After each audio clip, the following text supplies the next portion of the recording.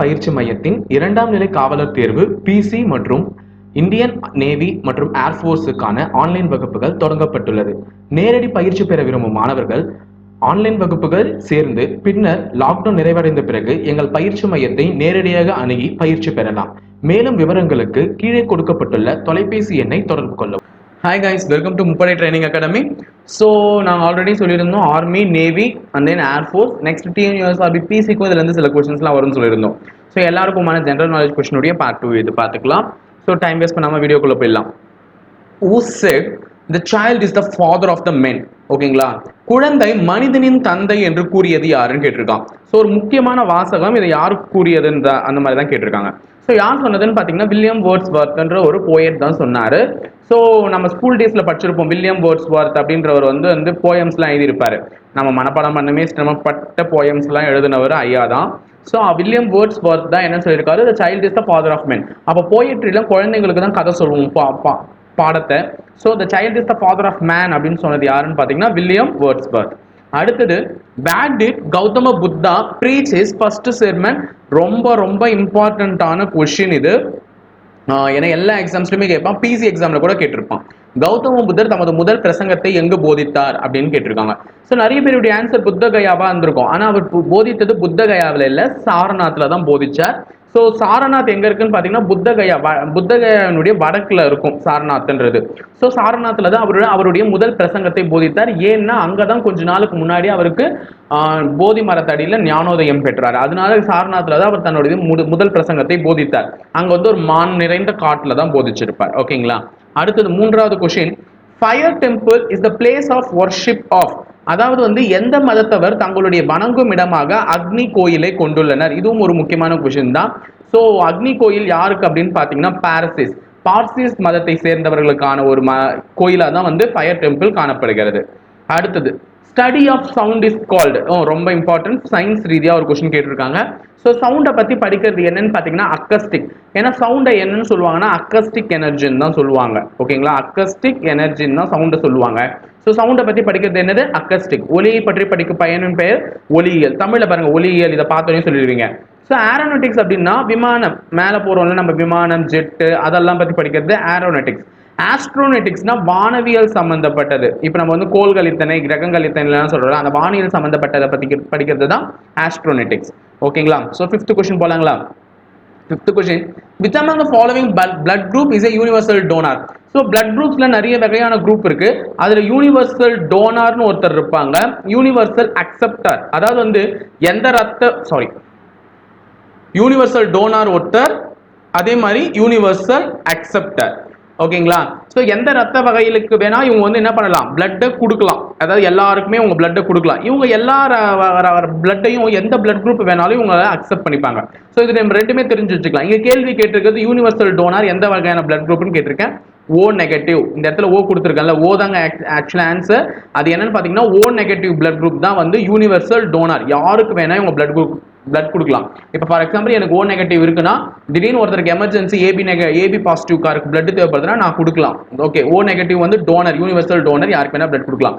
Universal acceptor எந்த blood குரூப்பையும் வந்து ஏற்றுக்கொள்ளக்கூடிய திறமை யாருக்கு இருக்குன்னு பார்த்தீங்கன்னா யூனிவர்சல் அக்செப்டர் யாருன்னு பார்த்தீங்கன்னா ஏபி பாசிட்டிவ் குரூப்காருக்கு எந்த வகையான ரத்தமும் ஏற்றுக்கொள்ளும் வகையில் இருக்கும். ஓகேங்களா. அடுத்தது, dengue fever is caused by. Dengue fever எதனால ஏற்படுதுன்னு கேட்கறேன். இதுவும் ஒரு எக்ஸாம்ஸ்ல எல்லாம் கேட்ட கொஸ்டின் தான். ஸோ டெங்கு காய்ச்சல் எதனால் ஏற்படுகிறது அப்படின்னு பார்த்தீங்கன்னா ஒரு வகையான வைரஸ்னால தான் ஏற்படுது. ஸோ இப்போ தெரியும் கொரோனான்றதும் ஒரு வகையான வைரஸ் தான். இதை கூட கேட்கலாம் இப்போ ரீசெண்டாக எக்ஸாம்ஸ்ல. ஸோ ஞாபகம் வச்சுட்டு படிங்க. அடுத்து 7வது கேள்வி, substance used on the tip match stick. அதாவது வத்தி குச்சி பார்த்துருப்பீங்க, அந்த வச்சி குச்சினுடைய முனையில யூஸ் பண்ணக்கூடிய இந்த சப்ஸ்டன்ஸுடைய பேர் என்னன்னு தான் கேட்கறான். ஸோ என்ன அப்படின்றது எல்லாருக்குமே தெரியும். தீக்குச்சியின் விளிம்பில் பயன்படுத்தக்கூடிய அமிலம் எது? சல்ஃபரா, சோடியமா, பாஸ்பேட்டா, பாஸ்பரஸான்னு பார்த்தீங்கன்னா இட்ஸ் பாஸ்பரஸ் தான் யூஸ் பண்றாங்க. அடுத்து 8th question, in comparison to the entire world the proportion of India's land. அதாவது வந்து உலகத்தில் இருக்கக்கூடிய மொத்த பரப்பளவுல இந்தியாவின் பரப்பளவு எவ்வளோன்னு கேட்கறான். ஸோ இந்தியா வரல கரெக்டா. உலகத்துல வந்து இந்தியா, ஓகேங்களா, இந்தியா வந்து எவ்வளோ இருக்குன்னு கேட்கறான். ஸோ இந்தியாவின் பரப்பளவு எவ்வளோ அப்படின்னு பார்த்தீங்கன்னா 1/42. அதாவது 42% இந்தியா உலக மொத்த பரப்பளவுல இருக்கு. அது தெரிஞ்சு வச்சுக்கோங்க. அடுத்தது 9th question, when did the third empire of France came to an end? பிரான்சின் மூன்றாவது பேரரசு முடிவுக்கு வந்த காலம் என்ன அப்படின்னு பாத்தீங்கன்னா 1870. அதுதான் வந்து பிரான்சினுடைய மூன்றாவது பேரரசு வந்து முடிவுக்கு வந்த ஒரு காலம் ஆகும். அடுத்தது, who among the following provides the largest personal network service? ஆக்சுவலா இங்கிலீஷ் படி இது தப்பு, இங்க who வந்திருக்க கூடாது, இங்க என்ன வந்திருக்கணும் பாத்தீங்கன்னா which தான் வந்திருக்கணும். which among the following provides the largest personal network service? பின்வருவனவற்றுள் எது மிகப்பெரிய தனிநபர் இணைய சேவையை வழங்குகிறது? இப்போ நீங்களா யூஸ் பண்றீங்க, இணைய சேவை யூஸ் பண்றீங்கன்னா அது என்னன்னு பாத்தீங்கன்னா இன்டர்நெட்னு சொல்லுவீங்க. ஓகேங்களா? இன்டர்நெட் தான் லார்ஜஸ்ட், அதாவது வேர்ல்டு வைட் வெப்னு சொல்றீங்களா, உலகம் முழுக்கையும் கனெக்ட் பண்ண வைக்குது இந்த வேர்ல்டு வைட் வெப் தான். ஸோ அந்த இன்டர்நெட் தான் என்ன பண்ணுது, உலகத்தை முழுக்க இருக்கிற எல்லாரையுமே தனிநபர் இணைய சேவையில கனெக்ட் பண்ண வைக்குது. ஸோ நிறைய கனெக்ஷன்ஸ் இருக்கு, லேனு, pan, can, man, van. So இந்த மாதிரி 5 கனெக்ஷன் இருக்கு. அதுல வேன்ல தான் இன்டர்நெட் வரும். வேர்ல்டு ஃபுல்லா world area network, wide area நெட்வொர்க்னு சொல்லுவாங்க. ஓகேங்களா? வைட் ஏரியா நெட்வொர்க் இதுல தான் வந்து உலகம் ஃபுல்லா கனெக்ட் ஆகும், அதுல தான் இன்டர்நெட் வரும். ஸோ இந்த 2 நெட்வொர்க்கும் அதிக அளவுல இம்பார்ட்டன்ஸ் இல்லை. ஸோ லேனு, மேனு, வேன் தான் சொல்லியிருப்பாங்க. லேன்ன்றது லோக்கல் ஏரியா நெட்வொர்க், ஒரு பில்டிங்ல மட்டும் கனெக்ட் ஆகணும்னா லேன் யூஸ் பண்ணுவாங்க. மேன் வந்து ஒரு மெட்ரோபாலிட்டன் சிட்டி, இப்போ ஃபார் எக்ஸாம்பிள் சென்னையில் இருக்கவங்களுக்கு எல்லாம் ஒரே நெட்ல கனெக்ட் ஆகணும்னா மேன் சொல்லுவாங்க. இந்த பேன்ன்றது நீங்க யூஸ் பண்ணக்கூடிய ப்ளூடூத்தை தான் பேன்னு சொல்லுவாங்க. ப்ளூடூத் குறைந்த டிஸ்டன்ஸ்லேயே இருக்கிறதுலே ஸ்மாலஸ்ட் நெட்வொர்க் பேன் தான். அடுத்தது ஒரு கேம்பஸே கனெக்ட் பண்ணணும். இப்போ நம்ம வேலூர்ல விஐடி இருக்கு, அந்த விஐடி கேம்பஸே கனெக்ட் பண்ணணும்னா கேன் யூஸ் பண்ணலாம். ஸோ இந்த மாதிரியும் நிறைய கேள்விகள் இருக்கும், எல்லாத்தையும் பத்தி படிச்சு தெரிஞ்சு வச்சுக்கோங்க. ஸோ 11வது கேள்வி மிக மிக முக்கியமான கேள்வி, அதிக பேர் குழம்பக்கூடிய கேள்வி. The temperature of the outer surface of the sun. சூரியன் வெளிப்புற மேற்பரப்பின் வெப்பநிலை. சூரியன்றது ஒரு நட்சத்திர வகையை சார்ந்தது. இதுல அவுட்டர் சர்ஃபேஸ்ல ஒரு ஹீட் இருக்கும், ஒரு ஹீட் எனர்ஜி இருக்கும். இன்னர் சர்ஃபேஸ்ல ஒரு ஹீட் எனர்ஜி இருக்கும். ஓகேங்களா? ஸோ ரெண்டுத்தோடைய டெம்பரேச்சருமே நமக்கு தெரியணும், உள்ள என்ன வெளியில என்ன. வெளியில எவ்வளவு டிகிரி செல்சியஸ் இருக்குன்னு பாத்தீங்கன்னா எல்லாருமே ரொம்ப குழம்புறது, சார் என்னன்றது நாங்க ரொம்ப குழம்பி போயிருக்கோம். வெளியில தான் 6000 டிகிரி செல்சியஸ் இருக்கு. ஓகேங்களா? வெளியில இருக்கக்கூடிய டெம்பரேச்சரினுடைய அளவு என்னன்னு பாத்தீங்கன்னா 6000 டிகிரி செல்சியஸ். உள்ள இருக்கக்கூடிய அளவு என்னன்னு பாத்தீங்கன்னா 5000 degree Celsius.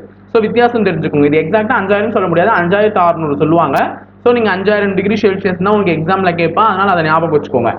Temperature of the outer surface of the sun வந்து இது வந்து அவுட்டர் சர்ஃபேஸ் 6000, இது வந்து 5000 இன்னர் சர்ஃபேஸ் உள்புற வெப்பநிலை. ஓகேங்களா? ஸோ அடுத்தது 12வது கேள்வி, the greatest statue in the world is. உலகிலேயே மிகப்பெரிய சிலை எது அப்படின்னு பாத்தீங்கன்னா வசந்த கோவில் புத்தர். ஸோ இந்த வசந்த கோவில் புத்தர், ஸ்பிரிங் டெம்பிள் புத்தான்றது எந்த நாட்டுல இருக்குன்றத நீங்க தேடி கண்டுபிடிச்சு கமெண்ட் பாக்ஸ்ல கமெண்ட் பண்ணுங்க. இது உங்களுக்கான ஒரு ஹோம்வொர்க். ஓகேங்களா?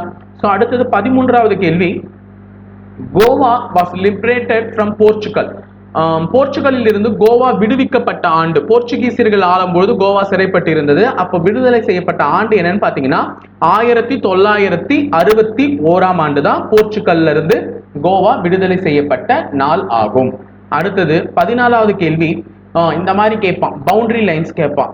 இந்த மாதிரி வந்து பவுண்டரி லைன்ஸ் எந்தெந்த நாட்டை எதெல்லாம் பிரிக்குதுன்றது கூட ஒரு கேள்வி கேட்பான். ஸோ இங்க நான் கேட்டிருக்கிறது 49th parallel லைன் வந்து எதை செப்பரேட் பண்ணுதுன்னு கேட்டிருக்கேன்.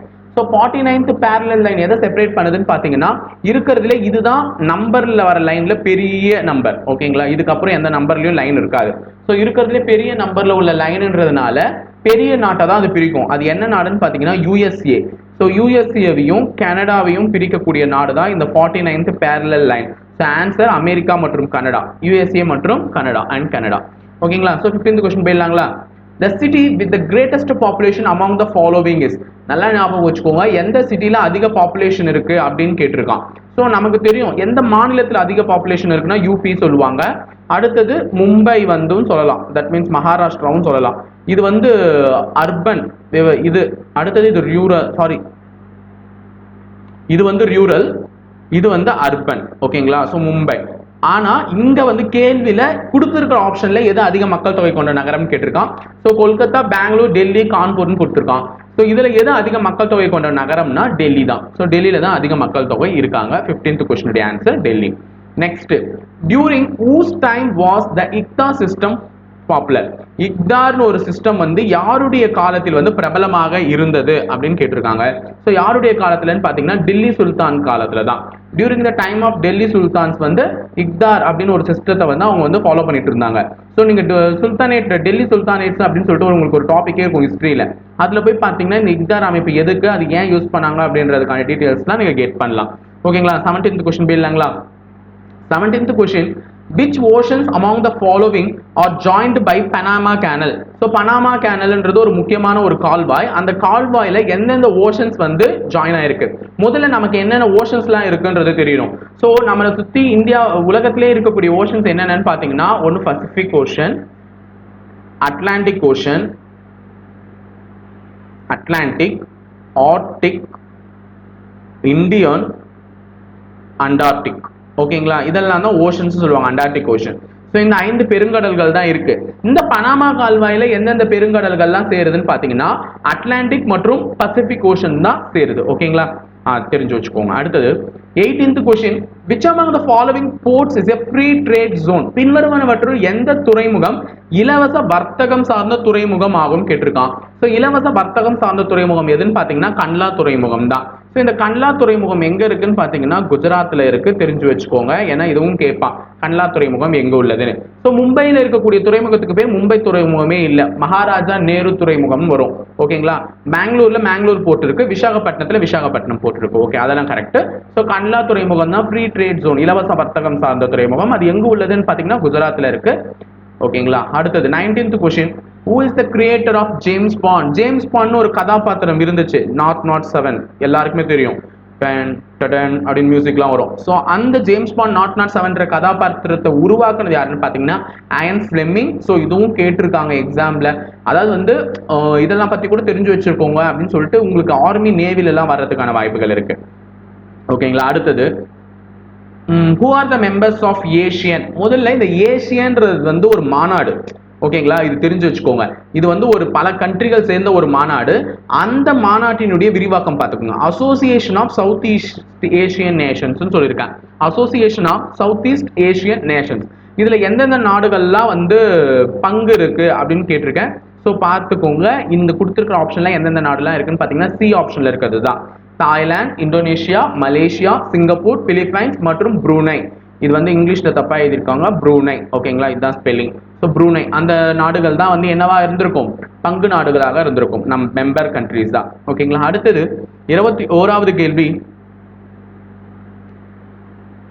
21வது கேள்வி என்னன்னு பார்த்தீங்கன்னா, the first lady chief minister in India.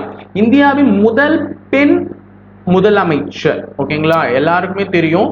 நான் இதுல ஒரு கேள்வி கூட உங்களுக்கு நான் கேட்கிறேன் இருங்க, இந்த கேள்வி சொல்லி முடிச்சுட்டு கேட்கிறேன். இந்தியாவின் முதல் பெண் முதலமைச்சர் யாருன்னு கேட்டிருக்காங்க. ஸோ முதல் பெண் முதலமைச்சர் யாருன்னு பார்த்தீங்கன்னா சுச்சேதா கிருபாலினி. ஸோ இவங்க தான் வந்து இந்தியாவினுடைய முதல் பெண் முதலமைச்சர் ஆவார்கள். ஸோ இங்க இருக்கக்கூடிய மற்றவங்களும் முதலமைச்சராக இருந்தவங்க தான். அதுல சுச்சேதா கிருபாலினி தான் வந்து இந்தியாவினுடைய முதல் பெண் முதலமைச்சர். ஸோ இப்போ நான் உங்களுக்கு கேட்கறது இந்தியாவினுடைய ஃபர்ஸ்ட் லேடி கவர்னர். ஆக்சுவலா இது ஒரு முறை ஒரு வீடியோல நான் கேட்டிருக்கேன் இந்த கொஸ்டின். ஸோ அப்போ ஆப்ஷனோட கொடுத்துருந்தேன், நீங்களும் கரெக்டாக சொல்லியிருந்தீங்க.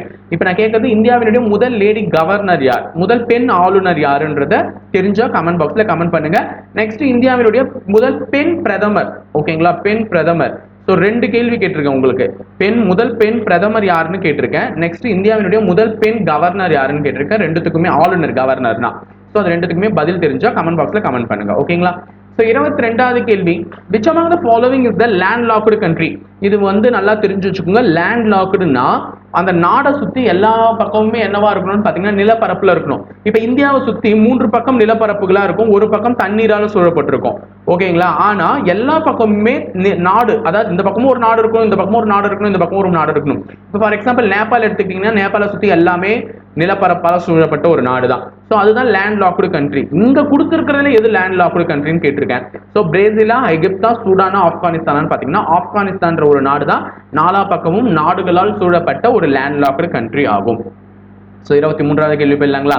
ஓகே, இவ்வளோ நேரம் ஜென்ரல் நாலேஜ் பார்த்துட்டு இருந்தீங்க. ஒரு மேக்ஸ் கேள்வி லாஸ்ட்டாக ஒரு 3 வச்சிருக்கேன். ஸோ இனிமேல் கொஞ்சம் கொஞ்சம் மேக்ஸும் சால்வ் பண்ண கற்றுட்டே வரலாம் சைட் பை சைடு. ஸோ இந்த மாதிரி ஒரு மதிப்பு காண்கன்னு கொடுத்துருக்கோம். இந்த மாதிரி நிறைய ரூட் போட்டு மதிப்பு காண்கன்னு கொடுத்துருக்கானா நம்ம ரூட் தான் எடுத்துட்டு வரணுமே ஃபர்ஸ்ட். 10க்குலாம் எக்ஸாக்டா ரூட் இல்லை, 25க்கு எக்ஸாக்டா ரூட் இருக்கு, பட் 10க்கு எக்ஸாக்டா ரூட் இல்லை, 108க்கு எக்ஸாக்டா ரூட் இல்லை, 184க்கு இல்லை. ஸோ இங்க உள்ள இருக்கு பாருங்க, இந்த ரூட்ல இருந்தா நம்ம சிம்பிளிஃபை பண்ணி எடுத்துட்டே வரணும். ஸோ ஃபர்ஸ்ட் இந்த 225க்கு நீங்க ரூட் எடுத்தீங்கன்னா என்ன வரும்னு பாத்தீங்கன்னா 15. 225க்கு ரூட் எடுத்தா என்ன வரும்? 15. இப்போ இந்த ரூட்டை விட்டு 15ன்றது வெளியே வந்துருமா? இதுக்கு ரூட் எடுத்தோடனே ரூட் போயிடும், 15ன்றது இங்க வந்துடும். ஸோ 154ம் 15ஐயும் கூட்டுங்களேன். ஸோ ரெண்டுத்தையும் கூட்டினா என்ன வரும்னு பார்த்தீங்கன்னா 9 6 1 169. அப்போ இந்த ரூட்குள்ள, அதாவது இந்த ரூட்குள்ள இப்போ என்ன வேல்யூ வந்துச்சுன்னு பார்த்தீங்கன்னா 169. ஸோ 169க்கு ரூட் எடுத்தா என்ன வரும்? 13. அப்போ இப்போ 13 வந்துச்சுங்களா? 13க்கு ரூட் எடுத்துட்டேன். இப்போ இந்த ரூட்டை விட்டு 13 வெளியே வந்துச்சுன்னா நம்ம எதோட கூட்டணும்? 108ஓட கூட்டணும். 108ஓட 13 கூட்டினீங்கன்னா 121. அப்போ இந்த ரூட்டுடைய மதிப்பு என்னன்னு பார்த்தீங்கன்னா 121. அப்போ 121க்கு ரூட் எடுத்தா என்ன வரும்னு பார்த்தீங்கன்னா 11. அப்போ 11 வெளியே வந்துடும். ஸோ 11 வெளியே வந்துச்சுன்னா இங்க என்ன நம்பர் இருக்கு? 25 இருக்கு. ஸோ 25ஓட 11 கூட்டுங்க, என்ன வரும்னு பார்த்தீங்கன்னா 36. ஸோ 36க்கு நம்ம ரூட் எடுத்தா, ரூட் ஆஃப் 36க்கு நம்ம ரூட் எடுத்தா என்ன வரும்? 6. அப்ப 6 வெளியே வந்துடும். கடைசியில இருக்கிற நம்பரோட அந்த 6 ஆட் பண்ணுங்க, 16. அப்ப 16க்கு ரூட் எடுத்தா என்ன வரும்? 4. So answer 4. ஸோ இதனுடைய ஒட்டுமொத்த மதிப்பு என்னன்னு பார்த்தீங்கன்னா 4. ஓகேங்களா? ஸோ அடுத்த கொஷின், ஒரு ட்ரெயின் சம் கொடுத்துருக்கேன். A train starts from a place A at 6 AM and arrives at another place B at 4:30 PM. அப்போ ஒரு ட்ரெயின் கிளம்பி இருக்கு, ஏன்ற பிளேஸ்ல இருந்து பின்ற பிளேஸ்க்கு போயிருக்கு. ஸோ ட்ரெயின் கிளம்பி இந்த இடத்துக்கு போய் ரீச் ஆயிருக்கு. ஸோ காலையில கிளம்பும் போது எத்தனை மணிக்கு கிளம்பி இருக்கு? 6 AM கிளம்பி இருக்கு. ஈவினிங் 4:30 மணிக்கு ட்ரெயின் இங்க போய் சேர்ந்துருக்கு. ஓகேங்களா? ஸோ காலைல 6 மணிக்கு கிளம்பி ட்ரெயின் ஈவினிங் 4:30க்கு இங்க போய் சேர்ந்துருச்சு ஒரே நாள்ல. If the speed of the train is 40 km/h, அப்போ ஒரு மணி நேரத்துக்கு ட்ரெயின் எவ்வளவு கிலோமீட்டர் போயிருக்கும்னா 40 கிலோமீட்டர். ஓகேங்களா? ஒரு மணி நேரத்துக்கு ட்ரெயின் எத்தனை கிலோமீட்டர் போயிருக்கும்? 40 கிலோமீட்டர் போயிருக்கும்னு சொல்லியிருக்கான். Find the distance traveled by the train. So okay, வந்து டைமிங் கொடுத்துட்டான், டைம் கொடுத்துருக்கான். நெக்ஸ்ட் வந்து ஒரு மணி நேரத்துக்கு 40 கிலோமீட்டர் போயிருக்கோன்றான். கேள்வி எப்படி வேணா போடலாங்க. ஸோ ஃபர்ஸ்ட் யோசிச்சு பாருங்க, காலையில 6 மணிக்கு கிளம்பி ஈவினிங் 6 மணிக்கு போய் சேர்ந்துருக்குன்னு வச்சுக்கோங்க. டோட்டலா எவ்வளவு நேரம்? 12 மணி நேரம் நான் வச்சிருப்பேன். கரெக்டா? டோட்டலா 12 மணி நேரம். ஆனா ட்ரெயின் 4:30க்கு போய் சேர்ந்துருச்சு இல்ல? அப்ப காலையில 6 மணிக்கு கிளம்பி 4:30க்கு போயிருந்துச்சுன்னா டோட்டலா ட்ரெயின் போன நேரம் எவ்வளோன்னு பாத்தீங்கன்னா 10.5 மணி நேரம். எவ்வளவு மணி நேரம்? 10.5 மணி நேரம் போயிருக்கு ட்ரெயின். ஸோ ஒரு மணி நேரத்துக்கு ட்ரெயின் எத்தனை கிலோமீட்டர் போகும்? 40 கிலோமீட்டர் போகும். அப்ப 10 மணி நேரத்துக்கு ட்ரெயின் 400 கிலோமீட்டர் போயிருக்கும். கரெக்டா? கணக்கு புரியுதுங்களா? ஒரு மணி நேரத்துக்கு ட்ரெயின் 40 கிலோமீட்டர் போச்சுன்னா 10 மணி நேரத்துக்கு எத்தனை கிலோமீட்டர் போயிருக்கும்? 400 கிலோமீட்டர் போயிருக்கும். இன்னொரு கூடிய அரை மணி நேரத்துக்கு எவ்வளவு கிலோமீட்டர் போயிருக்குன்றதை இப்படியே கண்டுபிடிச்சிடலாம். ஒரு மணி நேரத்துக்கு 40 கிலோமீட்டர்னா அப்ப அரை மணி நேரத்துக்கு எவ்வளவு போயிருக்குன்னா 20 கிலோமீட்டர். ஸோ 10 மணி நேரத்துக்கு 10 மணி நேரத்துக்கு 400 கிலோமீட்டர், மிச்சம் இருக்கிற அரை மணி நேரத்துக்கு ஒரு 20 கிலோமீட்டர் ஆட் பண்ணிக்கோங்க, 420 kilometre. So answer is 420 kilometre. Answer முடிஞ்சிருச்சு. ஓகேங்களா? அடுத்தது, இஃப் எக்ஸ், இந்த மாதிரி ஒரு கேள்வி முக்கியமா எப்பவுமே கேட்பான், எந்த கணக்கா இருந்தாலும் இந்த மாதிரி ஒன்று கேட்பான். x/y இன் மதிப்பு என்னன்னு பாத்தீங்கன்னா 6/5. ஓகேங்களா? 6/5. அப்படின்னா x² + y² divided by x² - y² இன் மதிப்பை காண் அப்படின்னு சொல்லியிருக்கான். ஸோ x/y வந்து பாத்தீங்கன்னா 6/5. அப்ப x இன் மதிப்பு 6ன்னு அர்த்தம், y இன் மதிப்பு 5ன்னு அர்த்தம். ஓகேங்களா? x இன் மதிப்பு 6, y இன் மதிப்பு 5. சோ x இருக்க வேண்டிய இடத்துல 6ம் y இருக்க வேண்டிய இடத்துல 5ம் சப்ஸ்டிட்யூட் பண்ணுங்க. அப்ப 6² + 5² டிவைடட் பை 6² - 5². ஓகேங்களா? சோ போயிடலாங்களா? சோ உடனே என்ன பண்ணுங்க, 6 + 5 11ங்க. சோ 11 ஸ்கொயர் பண்ணி போட்டுக்கலாம். 6 - 5 1ங்க, 1 ஸ்கொயர் பண்ணி போட்டுக்கலாம். எல்லாம் போடாதீங்க, ஒழுங்கா சால்வ் பண்ணுங்க. 6² 36, 5² 25. ரெண்டுத்தையும் ஆட் பண்ணா என்ன வரும்னு பாத்தீங்கன்னா 6 5 11 5 6 61 வருது. ஸோ மேலே இருக்கிறத சால்வ் பண்ண 61, கீழே 6² - 5². 36ல் 25 போச்சுன்னா என்ன வரும்னு பார்த்தீங்கன்னா 11. ஸோ 61/11. இந்த 61/11ன்றது ஆப்ஷன்ல இல்லை, 60/11 தான் இருக்கு. ஸோ இப்போ இதை வந்து நம்ம சால்வ் பண்ணலாம். ஸோ 11, 61ல் எத்தனை 11 இருக்குன்னு பார்த்தீங்கன்னா 5 11 இருக்கு. ஓகேங்களா? மீந்தது எவ்வளோ? 55. 5 11 55 இல்லை. ஸோ 5 11 இருக்கு, 5ன்னு போட்ட மீந்தது எவ்வளோன்னு பார்த்தீங்கன்னா 61ல் 55 போச்சுன்னா 6 மீந்து இருக்கும். ஸோ 6/11. அப்போ 5 6/11 தான் பதிலாக இருந்திருக்கும். So answer is over. ஓகேங்களா? ஸோ மேக்ஸ் கொஸ்டின்ஸ் ஓரளவுக்கு புரிஞ்சிருக்கும்னு நினைக்கிறேன். ஸோ ஜென்ரல் நாலேஜ் மேக்ஸ் கலந்து நம்ம பார்த்துருக்கோம். இதுக்கு மேலே நம்ம நிறைய கொஸ்டின்ஸ் பார்க்கலாம். புரியுதுங்களா? ஸோ ஓகே, இந்த வீடியோ பிடிச்சிருந்தா லைக் பண்ணுங்க, ஷேர் பண்ணுங்க. உங்க டவுட்ஸ் எதுவாக இருந்தாலும் கமெண்ட் பாக்ஸில் கமெண்ட் பண்ணிட்டு போங்க. மறக்காம எங்க சேனல் சப்ஸ்கிரைப் பண்ணிட்டு போங்க. மேலும் இது போல பல வீடியோஸ் நீங்க பார்த்து பயனடைவதற்காக. தேங்க்யூ.